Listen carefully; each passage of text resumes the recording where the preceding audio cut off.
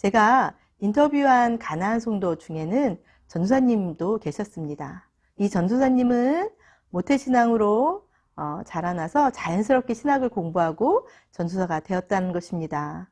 전도사로 교회에서 사역을 하면서 여러 가지 교회 문제점들을 발견하게 되었고요. 그러나 교회 안에서 개혁하기는 어렵다고 생각해서 교회 밖으로 나와 가나안 성도가 되었던 것이지요. 안녕하세요. 함께 걷는 복음의 이경선 목사입니다. 지난 가나안 성도와 함께 걷기 첫 번째 영상에서는요, 가나안 성도가 누구인지에 대해서 알아보았습니다. 가나안 성도란 기독교인이라는 정체성은 가지고 있지만 현재는 교회에 출석하지 않는, 교회에 안 나가는 성도들을 말하는 것이었습니다. 그런데요, 가나안 성도가 나가지 않는, 떠나간 교회는 지역교회이지 우주적인 교회는 아니었습니다. 그렇기 때문에 가나안 교인, 가나안 신자보다는 가나안 성도라고 부르면서 우주적인 공동체의 일원으로서 가나안 성도를 이해하고 받아들일 수 있으면 좋지 않을까라는 제안을 드렸습니다. 이에 대해 좀 더 자세히 알고 싶으신 분들은요, 첫 번째 영상을 링크로 연결해 놓았으니까요, 한번 보시면 좋을 것 같습니다. 첫 번째 영상을 올려놓고 사실 많은 분들이 봐주실까 좀 걱정스러운 마음도 있었는데요. 영상을 올려놓은 지 이틀 만에 조회수가 100이 나왔습니다. 구독자가 100이 아니고 조회수가 100이긴 하지만요, 저에겐 참 감사한 숫자였습니다. 이 영상을 보시는 분들이 더 유익하고 즐거운 시간이 될 수 있도록 더 열심히 만들어 보도록 하겠습니다. 오늘은 가나안 성도와 함께 걷기 두 번째 시간으로요, 가나안 성도에 대한 오해들을 살펴보려고 하는데요. 가나안 성도에 대한 여러 가지 오해들이 있지만 그 중에 대표적인 세 가지를 알아보면서 가나안 성도에 대한 우리의 자세를 좀 점검해 보려고 합니다. 첫 번째, 가나안 성도에 대한 대표적인 오해는요, 가나안 성도가 교회에 적응하지 못한다라는 것입니다. 가나안 성도가 교회를 떠난 것은요, 교회에 적응하지 못했기 때문에 떠나고 있다라고 생각하는 것이지요. 그래서 가나안 성도에 대해서 첫 번째로 설문조사를 실시한 정재원 교수님은요, 가나안 성도들이 교회를 떠나기 전에 교회를 다닌 기간은 얼마인지, 교회에서 직분은 무엇이었는지, 그리고 교회에서 어떤 봉사를 했는지를 조사하셨습니다. 대표적으로 가나안 성도들이 교회를 다닌 기간만 보더라도요, 5년 미만의 비율은 9%에 불과했습니다. 그리고 25년 이상이나 다녔다는 비율도 20.3%나 되고 있습니다. 전체적으로 봤을 때 10년 이상인 비율이요, 70%나 가까이 되고 있는 것입니다. 그렇기 때문에 가나안 성도들이 교회에 적응하지 못해서 떠났다라고 보기에는 어렵다라고 할 수 있을 것입니다. 제가 2018년도에 가나안 성도에 대해서 설문조사를 할 때는 그 비율이 조금 달라지긴 했습니다. 5년 미만이 35.2%로 많이 늘어납니다. 그렇지만 여전히 10년 이상인 비율은 42.8%나 되고 있습니다. 이렇게 5년 미만의 비율이 많이 늘어난 것은요, 가나안 성도의 비율이 급격히 늘어나고 있는 것과 연결시켜 생각해 볼 수 있는데요. 한국 기독교 목회자 협의회의 발표에 따르면요, 2012년도에 10.5%에 불과하던 가나안 성도가요, 2017년도에는 23.3%로 2배 이상이나 증가한 것을 볼 수가 있습니다. 그래서 최근에는 교회를 다닌 지 얼마 되지 않는 분들도 교회를 떠나 가나안 성도가 되고 있다라고 이야기할 수 있을 것입니다. 제가 인터뷰를 하면서 만나본 가나안 성도들 중에는요, 모태신앙도 있었고요, 그리고 장로님도 있었습니다. 뿐만 아니라 전도사님과 목사님도 계셨습니다. 이분들은 교회에 깊숙이 관련해서 열심히 봉사하시던 분들이었음에도 불구하고 지금은 교회를 떠나 가나안 성도가 되어 있는 것입니다. 그렇기 때문에 가나안 성도가 교회를 적응하지 못해서 교회를 떠난다는 생각은 오해에 불과하다라고 말씀드리고 싶습니다. 두 번째로 가나안 성도에 대한 오해는요, 가나안 성도가 불평분자라는 것입니다. 가나안 성도 중에는 개인적인 사정에 의해서 자연스럽게 교회와 멀어지는 경우도 많이 있습니다. 그런데 교회 안에서 여러 가지 갈등과 문제들을 겪다가 교회를 떠나시는 분들도 많이 있거든요. 그러다 보니까 가나안 성도 중에는 교회 개혁의 목소리를 내시는 분들이 참 많이 있습니다. 이렇게 교회를 향한 비판의 목소리가 높아지기 때문에 가나안 성도는 불평분자라고 생각하는 것이지요. 그런데 교회 내부에서조차 교회가 다시 본질을 회복해야 된다는 소리가 높아지고 있습니다.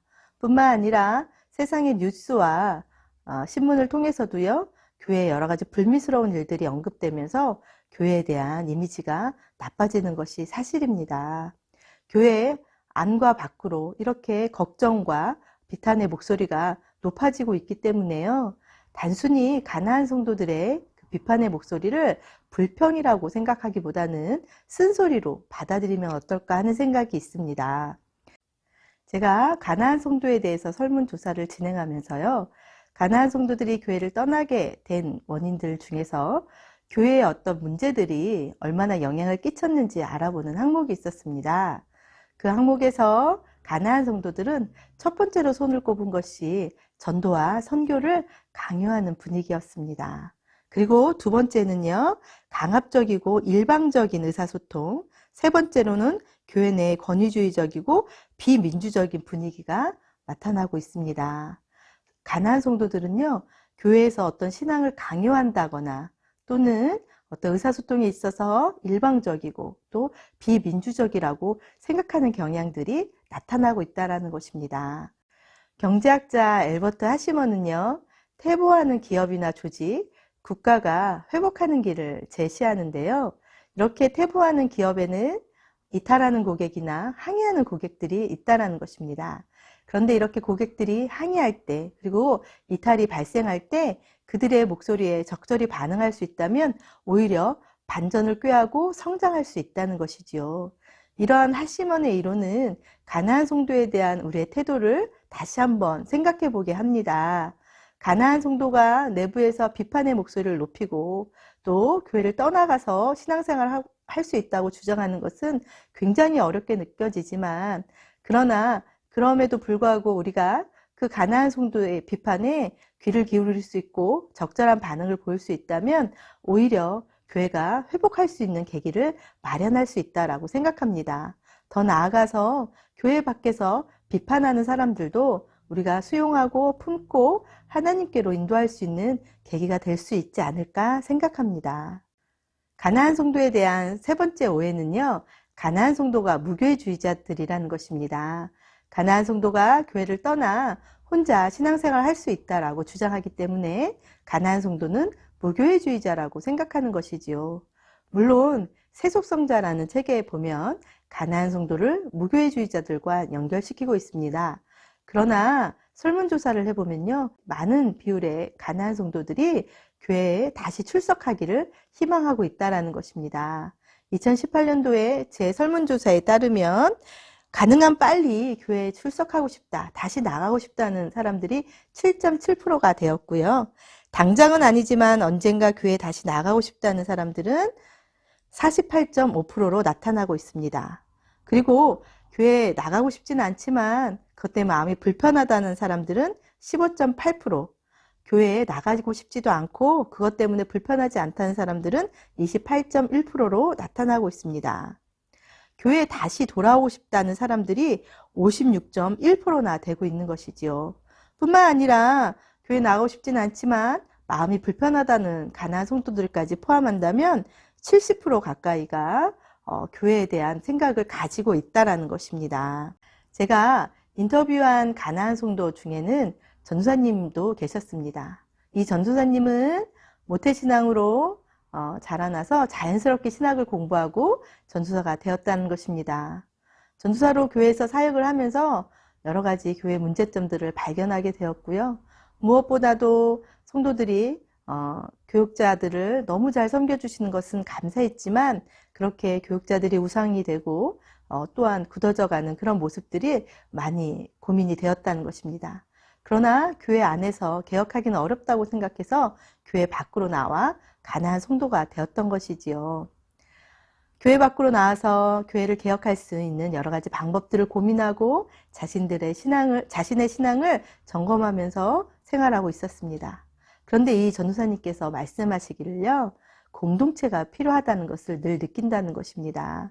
자신과 생각을 같이 하고 함께 고민할 수 있는 그런 공동체를 필요로 해서 그런 공동체가 있다라고 소문난 교회에 찾아가서 함께 예배도 드리고 또 교제도 나누기도 하고 있었습니다. 그런데 교회로 다시 돌아가기는 어렵다는 생각이 든다는 것입니다. 자신이 찾고 있는 그런 공동체를 발견하기도 어려울 뿐만 아니라요. 조금씩 변화되는 느낌은 있지만 정말 본질적으로 개혁하고 있는 교회는 있지 않다라고 느껴졌다는 것이죠. 그래서 어쩌면 교회가 개혁되는 것은 불가능하지 않을까 하는 마음에 다시는 교회로 돌아가지 않을 것이라고 생각하고 있다는 것입니다. 많은 가나안 성도들이요, 교회로 다시 돌아가기를 원하고 있습니다. 그런데 자신들이 찾고 있는, 자신들을 이해하고 받아줄 수 있는 공동체를 찾기가 어려운 것이지요. 그러다가 아예 포기하고 그냥 신앙생활을 혼자 교회 밖에서 하겠다라고 생각하는 경우가 있는 것입니다. 그렇기에 가나안 성도는 무교회주의자라고 보기보다는 교회를, 건강한 공동체를 찾고 있는 그러한 사람들이라고 보는 것이 더 맞다라고 생각합니다. 여러분, 오늘 영상 어떻게 보셨나요? 가나안 성도에 대한 생각은 조금 바뀌셨나요?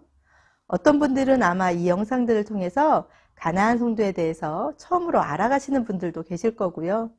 또는 막연하게 가나안 성도들을 생각하면서 가나안 성도가 교회에 적응하지 못해서 교회를 떠났다거나 또는 교회에 너무 비판적인 목소리를 높이는 불평분자이거나 아예 교회를 떠나 신앙생활을 할 수 있다라고 주장하는 무교회주의자라고 생각하셨던 분들도 계실 것입니다. 그러나 이제는 이러한 가나안 성도에 대한 오해를 좀 내려놓고 가나안 성도도 우리와 똑같은 한 영혼으로 바라볼 수 있었으면 좋겠습니다. 하나님께서 사랑하시는 그런 영혼으로 우리가 바라볼 수 있으면 좋을 것 같습니다. 예수님께서는 그 당시 율법학자들에게는 죄인이라고 외면받던 사람들을 만나 주셨습니다. 세리도 만나 주시고 창녀도 만나 주셨습니다.